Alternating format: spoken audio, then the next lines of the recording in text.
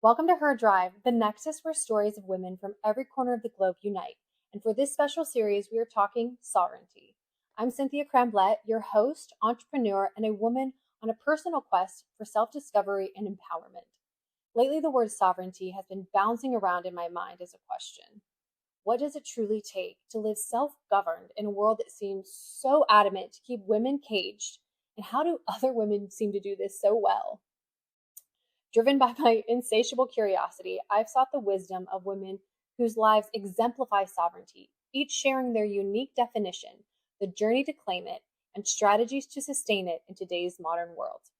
These women include artists, sexuality and kink practitioners, healers, coaches, female health advocates, and much more.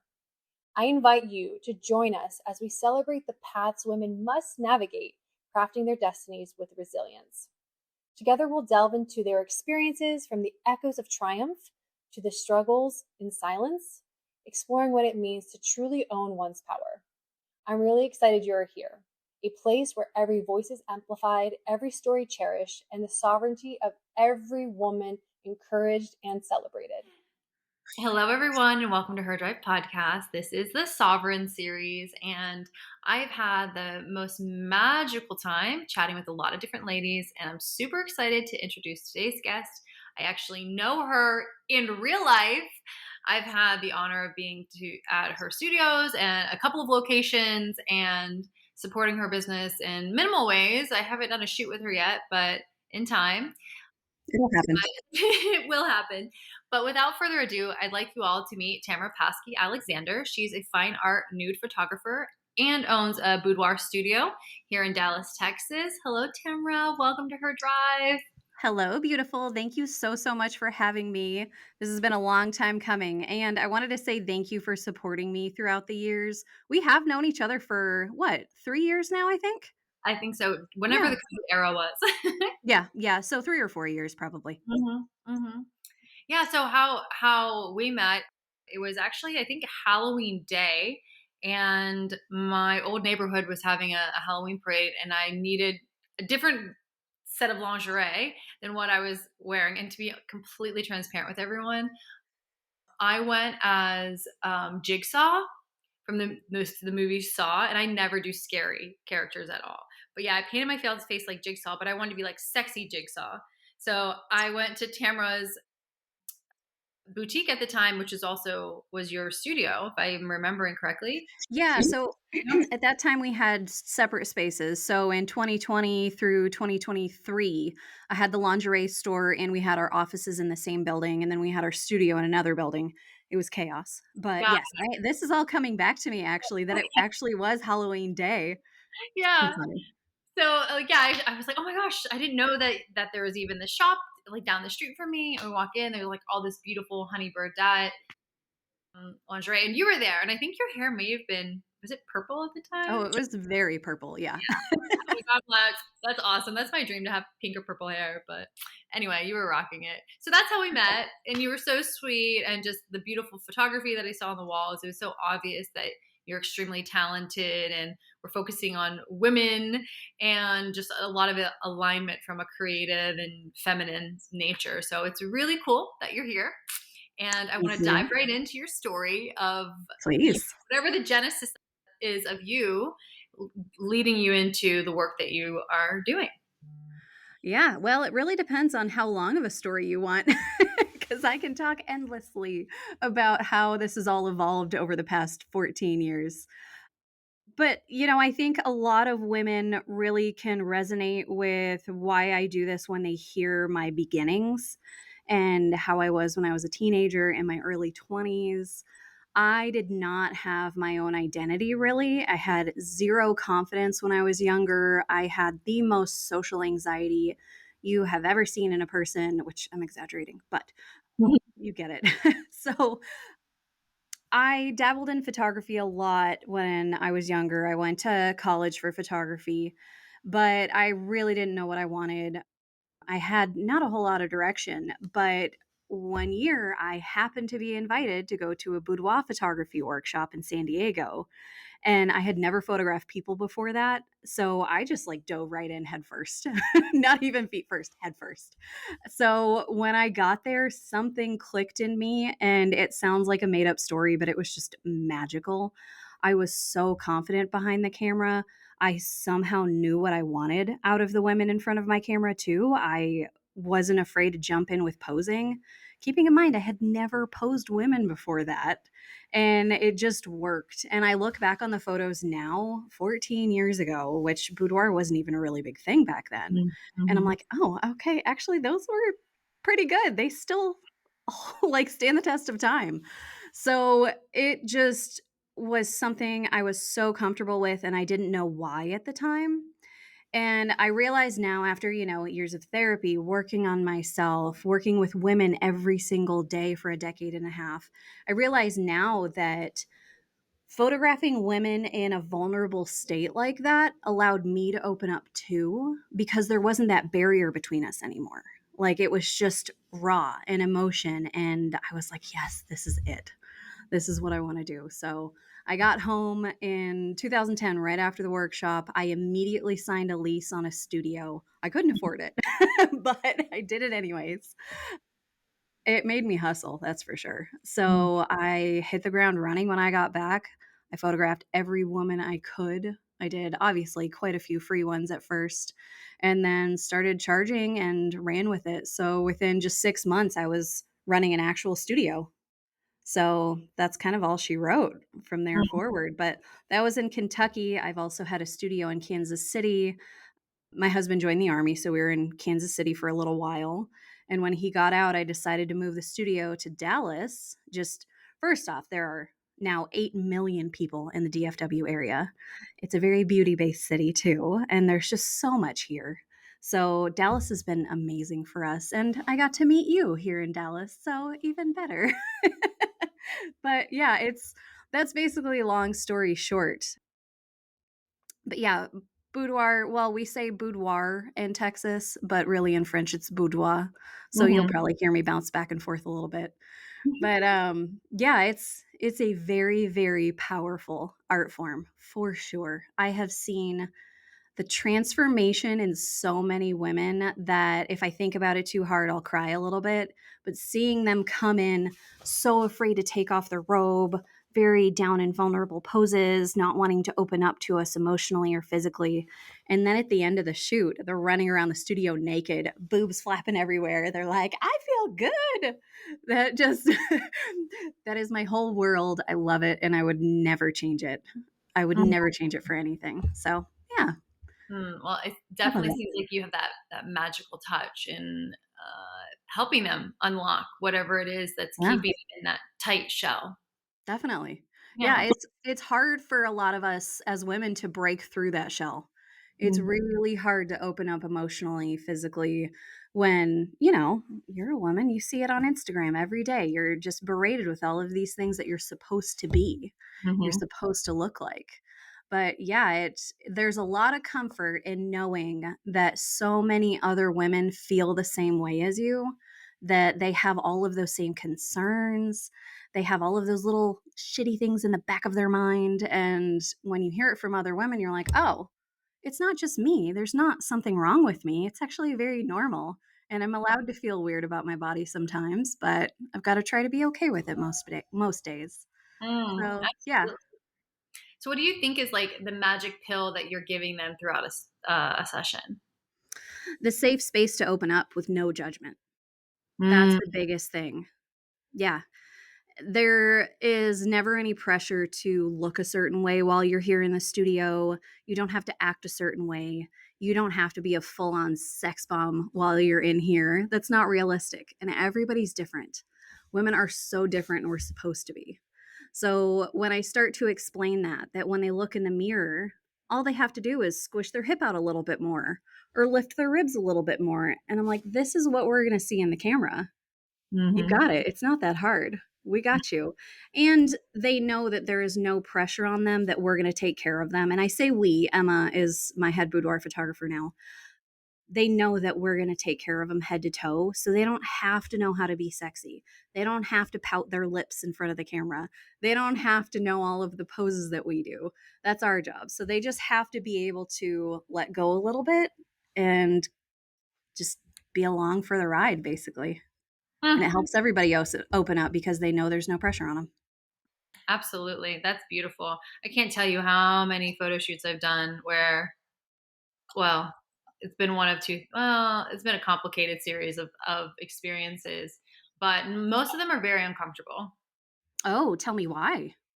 I love that. I think it's been a multiple of reasons, like the photographer not understanding what they're trying to capture, shooting the wrong angles.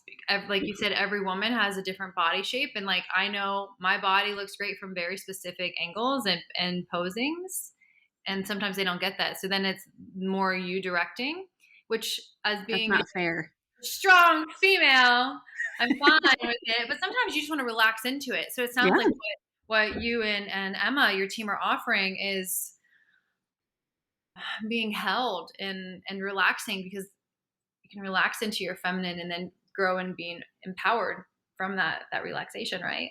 That is a beautiful way of saying that. I love that so much. But Hmm. yeah, it's really hard when you have a photographer that doesn't know, like you said, they don't know exactly what they want. They don't know their angles. They don't know posing head to toe. So then it makes you doubt yourself when you're Hmm. in front of the camera. You're like, "Ugh, are they capturing a really funky angle?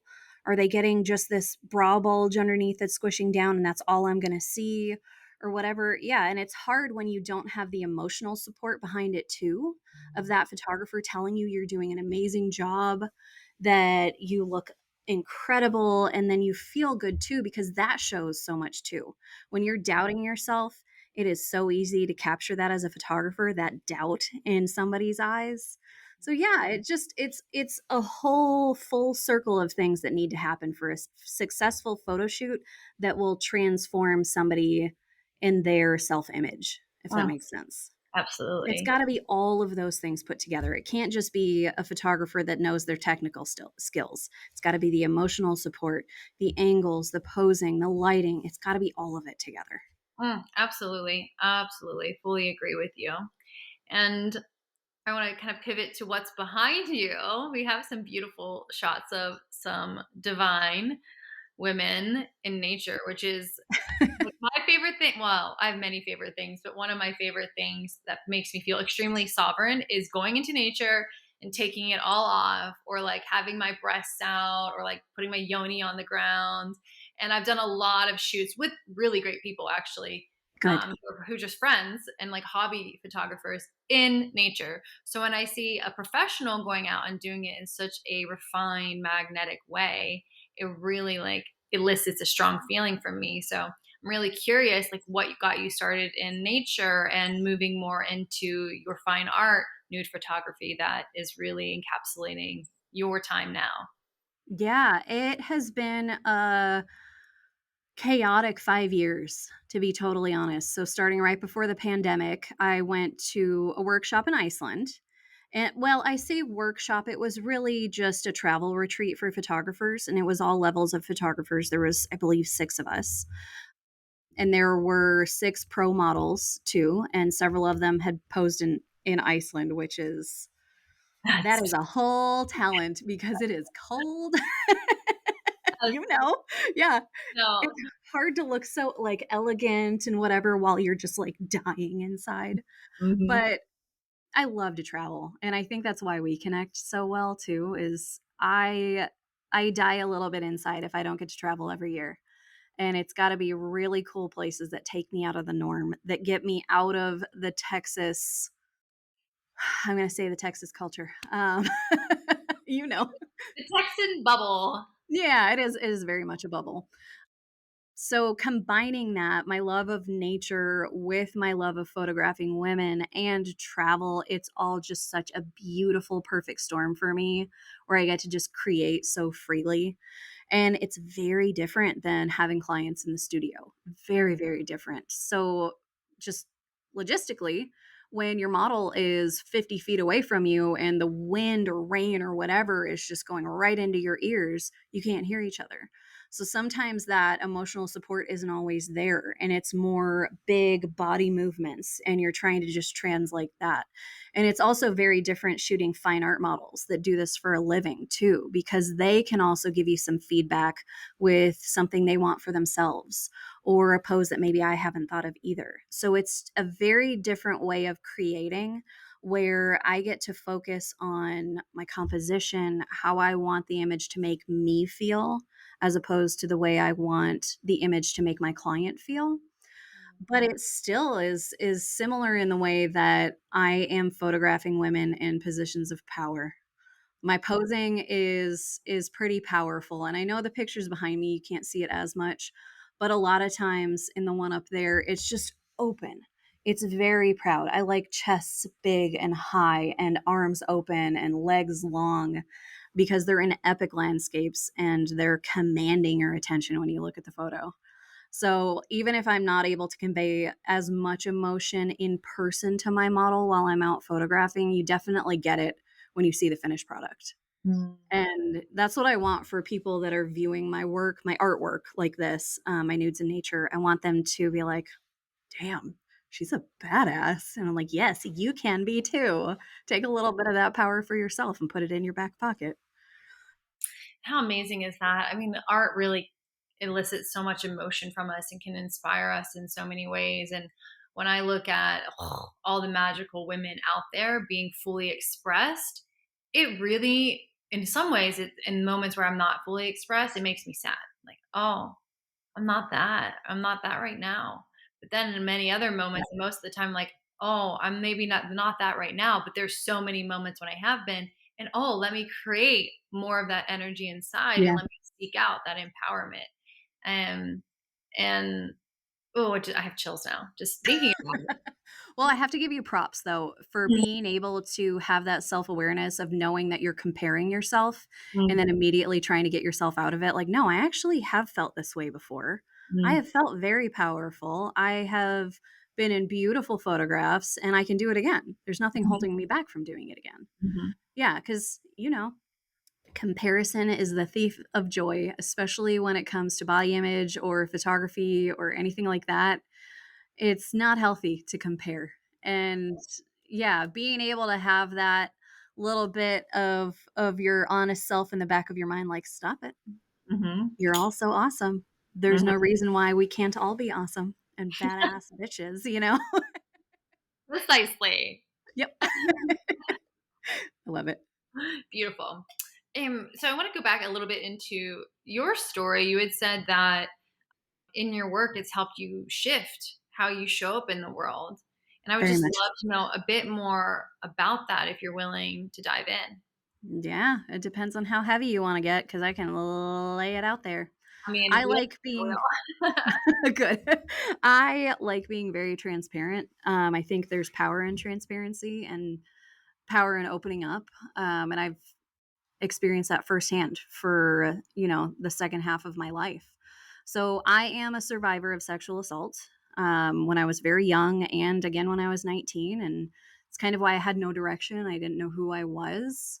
I had so much social anxiety that I couldn't put myself out there in any form as a like getting a better job or getting into a new friend group or standing up for myself in a relationship. So throughout shooting boudoir and going forward in my career and first off using my story as a tool to help my clients open up, it also gave me my power back too through the storytelling, because once you start telling that story of your past, it loses its power, if that makes sense. So that is no longer this heavy cloud over top of you anymore because it's spread out to so many people.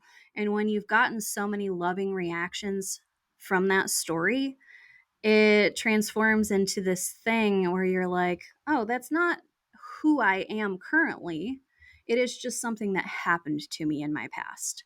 That Mhm. is the thing that caused me to be, down in the dumps, not myself. And I've been able to find myself through boudoir photography just simply by opening up to other women. And So, oh, go ahead. Go ahead. Sorry. oh, no, no, no. Please. I mean, it's today's April 1st. This is the day we're recording. We're not going live with the episode today, but this is, I think, like Sexual Assault or Sexual Abuse Awareness Month. It is. It So sure it's is. pretty apropos that we're discussing it right now. And I believe you have a new show coming up, I right? do. Yes. Yeah. So on April 14th, it's a Sunday here at my studio near downtown Dallas from 5:30 to 8:30. I am releasing my brand new project called You Don't Own Me. And it is a very obvious title. It's the song You Don't Own Me. It's very much about getting your power back. It's exactly that. So the story of these photos, there's 20 prints that I'm showing. It's starting out with my models in very down, vulnerable poses, very enclosed, not open whatsoever. They're on a dirty floor in a dark warehouse. And then it's women helping each other up, like literally helping each other up and becoming more of a group together as opposed to spread out by themselves. And then the middle photo is, I'm kind of releasing some secrets here, but you guys will see it in a few weeks, anyways. So the middle photo, the transition photo, is a woman's nude back with everybody else's hands on her, holding her so tight. It's going to make me cry a little bit. This project has made me cry so many times. Whew. But it's helping her open back up. It's giving her a safe space where she can become herself again and come back into her power. So then after that middle photo of the hug, it's them enveloped in light in huge proud poses, owning their shit, owning their body. So, yes, the beginning photos are hard to look at. They're a little tough to look at. But when you see the progression of what it's like to be a survivor and what it's like to have help from other women and then ending up not caring what other people think anymore because you've told your story enough, because you've been able to open up, then not a whole lot of people can drag you back down once you're in that position. Once you're wrapped in your own light, I should say that. It's not just wrapped in light. You have to wrap yourself in your own light and carry it with you always. There's a lot, a lot that can heal you in that. So, yeah, I'm very excited to release it. It's been great for me, but it's also been good for several of the models that participated too. Mm. It's been pretty powerful for them that have experienced it too. So, I can't imagine that it would not be yeah. powerful, Mama, I am very excited. I am intentionally being in town so that I can come to this Oh my show. gosh, thank you. Yeah, I'm very excited for it. And I was talking with someone earlier today about sexual abuse and how pervasive it is. And in this post that was shared to me, I was looking at it and I'm like, oh my gosh, I have been abused in all of the ways mentioned. Wow. All these ways that are the different forms and how sexual abuse can show up. I'm like, huh, Right. I never sat around and like categorized it, but I'm like, wow. And I think that I'm a pretty self-protected person and have done a Yeah. lot to be empowered, but even still, and I remember the first time I was sexually assaulted, I was in Poland traveling alone. And up until that point, I'd traveled all over the world by myself. I'm like, okay, I'm protected. And I also have these skill sets for self defense now. Right. No one's going to get me. But then when it happened, I crumbled. I did nothing. And I remember being so mad at myself that I just crumbled. And then I went through the whole Rolodex of I could have gone after him. And there's a whole story behind it that I'll dive into with you offline at another point. But I was so upset that I crumbled that I promised myself if it happened then again, I would defend myself. And I did Yeah, defend but myself you when it don't happened know though. You don't know twice. ever what's going to happen in that moment. You don't know how you're going to react. Your brain was probably protecting itself at that point. Oh, It for was sure. probably too much for you to go after that person, whether it's physically, legally, whatever. It's a lot to handle. It's a Oh, lot for one oh person to gosh. take care of by themselves. Yeah, You're when you're traveling by yourself and you don't have that person right there with you, Yeah. you It don't was a know. wild experience. And I made promises to myself thereafter, and it happened again. And I confronted the person. I was like, you can't do that. I'm calling the police. And then he assaulted me by punching me in the face and breaking my nose and had this whole other situation happen. And So then I sorry. saw the legal system in the United States and how flawed it is. And this was Very. all happening during the Me Too movement. And I had so many men tell me that I made all this stuff up and like Mhm. just showed the colors of people. But where I relate to what you're sharing, and I'm not trying to express I'm a victim, is that there's so much growth that has come through these experiences. And even in this past year, recognizing traumas that have happened in primitive or formative years, excuse me, and how it's shaped certain aspects of myself where I don't show up fully, or I'm not stepping Mhm. into my beauty because I want people to actually listen to what I'm saying and not be fixated on looks, or I want to show up in my beauty, but I don't want to be I don't want to be so expressed in my intelligence because then, that's going to deter from these different factors. And now it's coming to the point of healing and, like you said, wrapped in my own light of here I am. I'm fully expressed in both of these things, and you can't overpower me anymore. And I think that the help of other women are the exact reason why I've gotten to this point. And it's so important for us once we walk the path of healing and we're at a certain spot to turn around and help those women that are back behind us and guide them back to, okay, we're here now together. And then you each have to grow a bit more. Yeah. So I am very excited to see your show. Cannot wait. Like, I'm already very emotional Good. and haven't even seen the images. So thank you for creating this beautiful. Yeah, of course. Yeah, and I didn't want to interrupt you at all, but when you say women, or I'm sorry, men on the internet or men in person are saying your story is fake or you're just doing it for attention, that's even more like you're getting assaulted bit by bit again, and they're trying to break you down and make you less than. And it is so hard to ignore it or push past it or stand up for yourself when you're already feeling beaten down. And that's really truly why I feel like there is so much power in the community of women, Mhm. because we get it. We Yeah. understand. Yeah, and if you have the right men in your life, which I luckily do, I've got my husband in my life and he's the right one, and he listens and he truly takes everything into consideration. I feel like that is a big help, but really that it's women. Women are the powerful force for us to heal. Mhm. It is. And telling your story to other women. So thank you for opening up for not just me, but everybody else listening. Wow. It Yeah, it's important to get it out there and know that you did survive it. And yeah, I know you don't like the word victim, but you were in that moment when it Mhm. happened. That was not your fault at all, and it is something that happened to you. But you're not a victim anymore. Precisely. And Yeah, that's where I should differentiate is, no longer I don't reside in the victim mindset, good. Yeah. but that's a part of the healing process is recognizing exactly what you just said. Yeah. Yeah, amazing. Well, thank you Good for so much. you. Love and support, mama. Always. Always. Yeah. Yeah, I so the turning point is in Plano. It is a rape crisis and advocacy center, and it is the best I've found in any state so far. We have somebody coming to talk at the event. The executive director is coming to talk at the gallery night.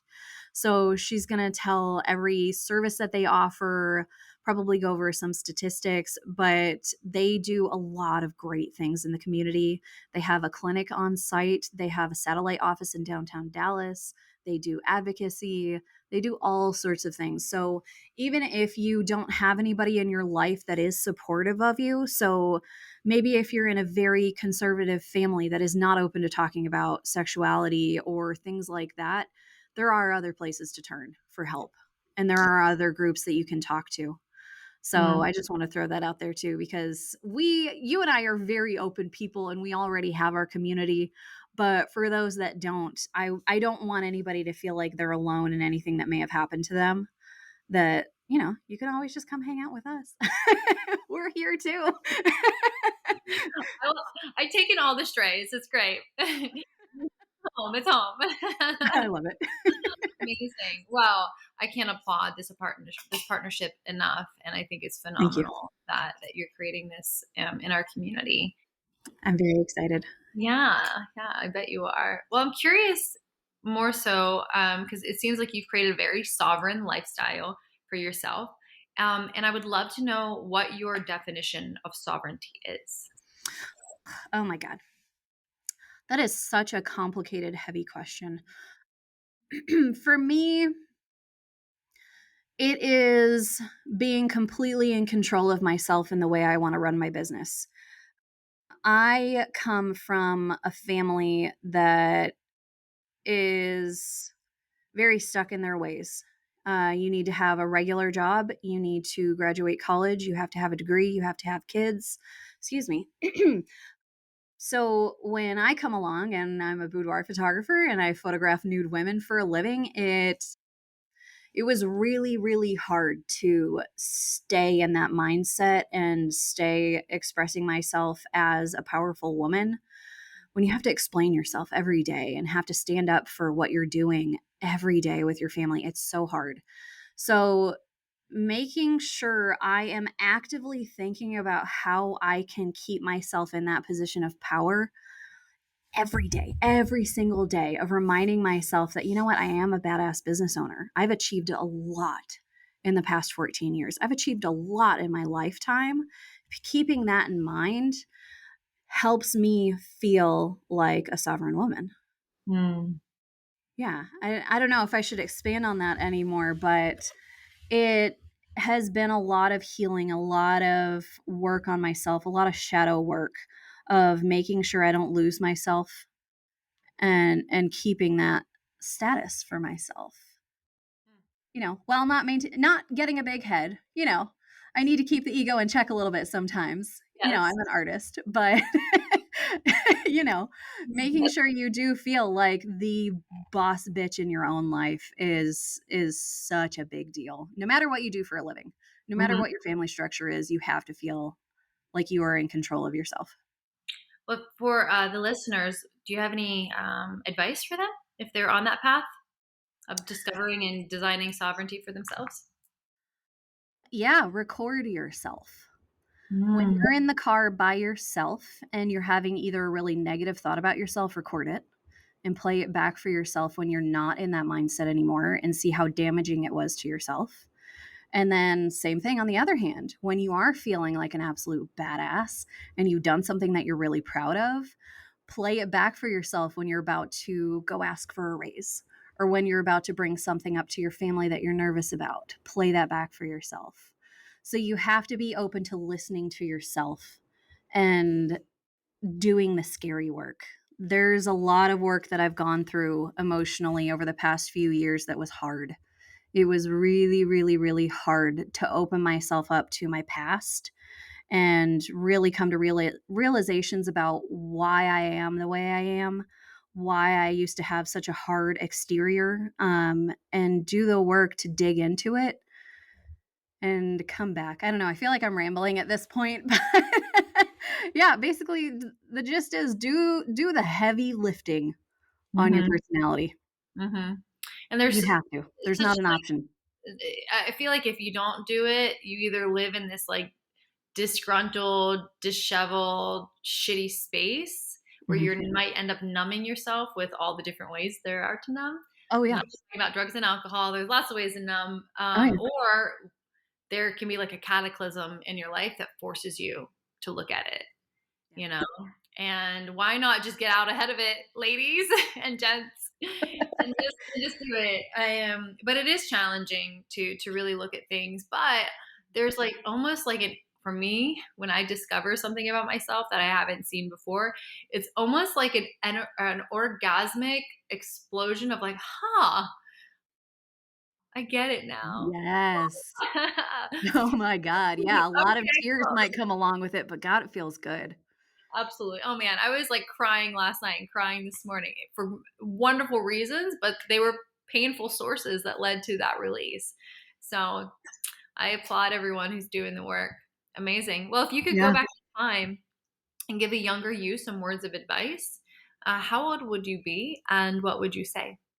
Oh, wow. Okay, so I would go back and tell my high school self that it's okay to remember the bad things that happened to me when I was younger, and it's okay to do the work around it, and it's okay to be vulnerable whether your family supports you or not. But if I had to go with a more simple route, it would be people are not looking at you. People don't care what you're doing for the most part. They're not sitting around watching you as you walk down the street. They're not scrutinizing the outfit you're wearing. And if they are, they're probably having a lot of those gross feelings about themselves. Mm. Like, the judgment that we think is out there is not out there at that level that we think. So being less self-conscious will just make your life so much easier. People don't care. They're so worried about themselves, just Yep. like we are. It's so true that saying, like, nobody cares more about anyone and what they're doing other than themselves, right? So it's Seriously. like, okay, it's okay.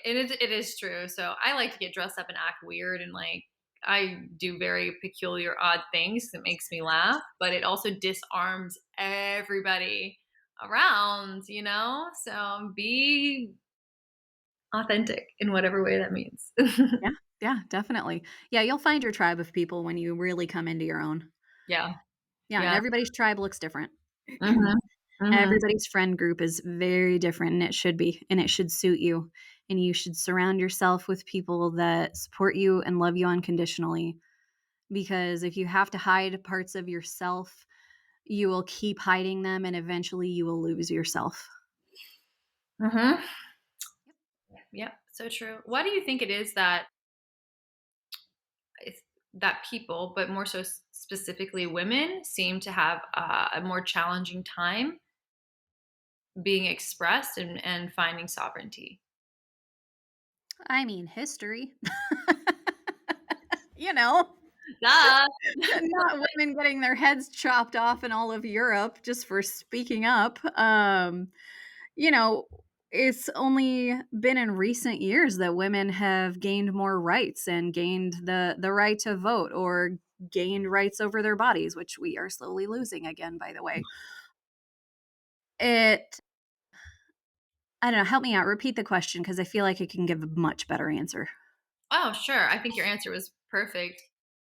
But the question really is, why do you think women have a more challenging time finding and expressing their sovereignty? Yeah, the judgment has always been there to keep us down and keep us subservient. That it truly is just history. And it's present in so many different places around the world. In every single state in the United States, there is some little culture that is not allowing women to have their own choices.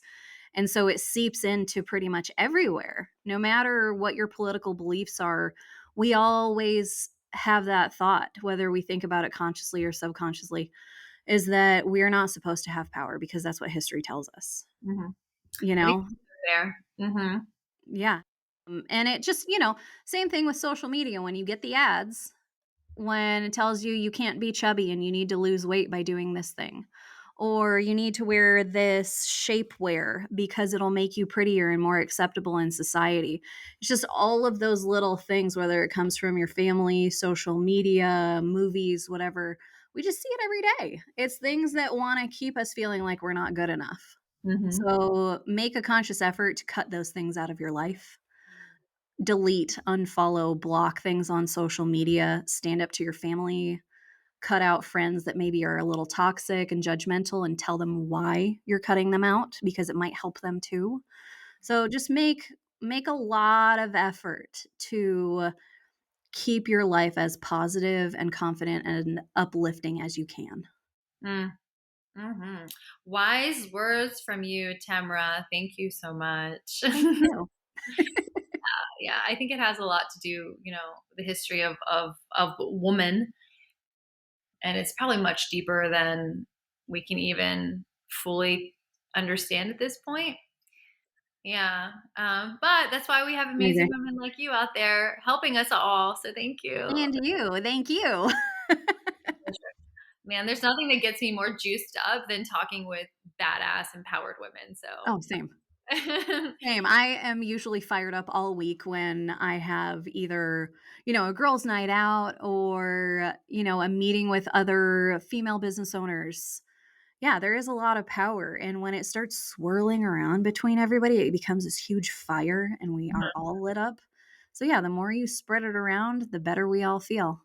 absolutely. And not all women are this way, as we know, but do believe that women tend to collaborate more, and when you are a business owner, Yes. understand the challenges and can really rally behind. So I encourage all of the viewers, listeners, to support the women that are if within your friend group, within your community, within like immediate circles, because these are the people that are in your circle. They are the fabric of your society. So, and I think about that of products that I'm buying. I'm like, oh, well, there might be someone here in town that is a florist. Instead of ordering flowers from blah, blah, blah website, Right. Yeah. I know a florist here who just opened her own shop. Let me buy flowers from her. I think, the little things Exactly. like that too. So I appreciate you being here and being a part of the fabric of DFW and beyond. It's really an honor. And I'm Thank you. so happy that you joined us today. And I would love to open up the floor for you to share anything that you'd like to leave the audience with, and then let them know where they can find you and your work. Yeah, one last thing is not necessarily a closing statement at all, but just something I like to touch on, especially because the Her Drive podcast is about driven women in whatever field they're in. It is so easy for us to get in the mindset that we have to prove ourselves. You don't have to prove yourself. I made that mistake for a long time and I burned myself out so badly that I almost wanted to quit. And once I started doing that really, really heavy shadow work about why I thought I had to prove myself, it all ties back to my family and how I'm viewed publicly. And you have to keep yourself in mind always. You have to take care of number one, because you cannot pour from an empty cup. And I mean that with your family, your friend group, your networking group. You can't pour from an empty cup when you're burnt out. So you have to run your business and you have to run your life the way it feels good for you. And that doesn't have to mean any specific certain thing. It can look different for everybody. You can focus more. And also, I hate the term work-life balance. Why does there need to be a balance? What if family is more important to you? What if business is more important to you? Whatever. Do what makes you feel happy and less stressed out, and go towards whatever goals you feel are going to fit your future, not somebody else's future, what's expected of you. Yep, yep, yep. Now my clicks are working. But yeah, I guess my last thing I want to say is thank you, Cynthia, for being a badass woman, and thank you for doing this for all of us. Yeah, I think for Sexual Assault Awareness Month, or really any month that there is something for women out there, make an effort to go find your group of women. Go out several times this month with your group of ladies, reach out to them, ask how they're doing. Always check on each other, always support each other. It's so easy. Mm-hmm. It really is. It really is. Well, Tamara, thank you so much for being here. And we cannot forget, where can everyone find you? Yeah, my website is just my name, which is very long, which I'm sure will be on Instagram and on YouTube and whatever, but it's TamaraPaskey-Alexander.com, or the studio is thevixensociety.com. So my name is my fine art, nude, in nature, and studio website, and then the Vixen Society is where we take boudoir clients. So we're around. We're not going anywhere. Come see us. Thank God for that. All right, babe. Well, it's been a pleasure, and I will see you soon for your show. Yes, I'm so excited. Thank you. You're welcome. Thank you for witnessing this episode of Her Drive Sovereign, and I invite you to celebrate with us on summer solstice for a retreat for women by women. To learn more, visit her-drive.com/events, and cheers to sovereignty. Love you, ladies.